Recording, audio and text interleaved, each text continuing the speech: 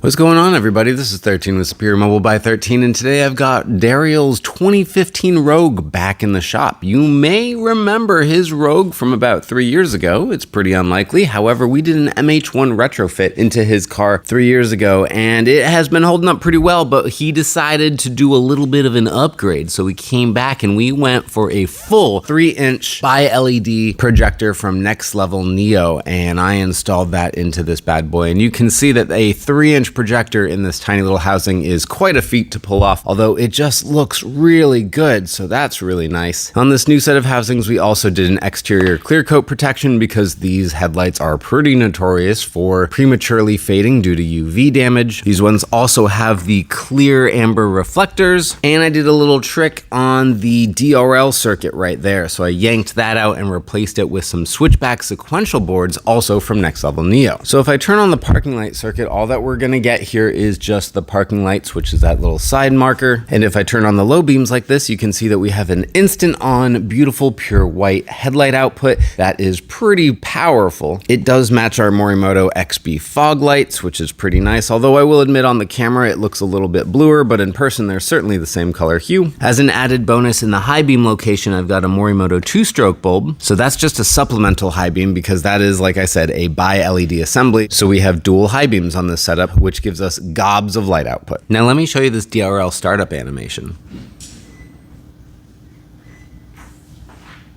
Isn't that exciting? And that happens every time that the vehicle is turned on, and as long as the engine is running, it will have this DRL white circuit on. But the real reason that I wanted to install this product was because I wanted this sequential turn signal. I mean, the startup animation is cool, yeah, but this turn signal is phenomenal. What I particularly love is that the color of amber of this LED bulb from Morimoto is the same color as the DRL boards, and so it just looks very uniform and definitely catches attention, and that is the point of a turn signal. And that's it, guys. That's the build. It's very simple, very clean, very OEM plus styling, and I am really pleased with it. And DRL is in love with it, which is really great, since happy customers make a happy 13. Pricing and product for this particular build will be in the video description. If you are interested in a build for yourself, be aware that all builds are custom made to order, and all build requests must be submitted via the form on the website. The link to that website will be in the video description as well. Thank you so much for watching. This is 13 with Superior Mobile by 13. I'll talk to you later. Bye.